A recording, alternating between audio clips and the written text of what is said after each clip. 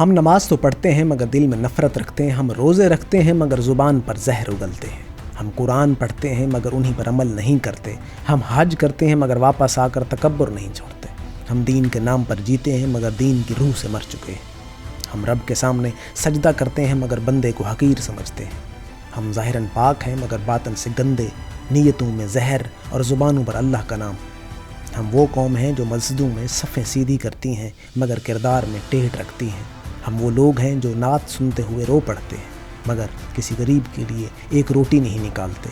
ہم وہ نمازی ہیں جو مسجد سے نکل کر بھائی کے خلاف سازش کرتے ہیں، ہم وہ روزہ دار ہیں جو افطار سے پہلے کسی کے حق پر ڈاکہ ڈال دیتے ہیں، ہم وہ حاجی ہیں جو حجر اسود کو چوم کر واپس آ کر جھوٹ بولتے ہیں۔ یہ ہمارا المیہ ہے، ہم نے دین کو دکھاوے میں بدل دیا۔ ہمارے لیے عبادت تاثر ہے، اخلاص نہیں، ہم نیت کے نہیں نمائش کے بندے ہیں، ہم سمجھتے ہیں کہ سجدے سے جنت مل جائے گی مگر بھول جاتے ہیں جنت کردار سے بنتی ہے۔ یاد رکھو اللہ تمہارے سجدے سے نہیں تمہارے دل دیکھتا ہے، جب تک دل میں نفرت ہے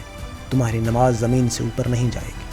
ہمیں مسجدوں سے پہلے دل صاف کرنے کی ضرورت ہے کیونکہ عبادت بے معنی ہے اگر انسانیت مر چکی۔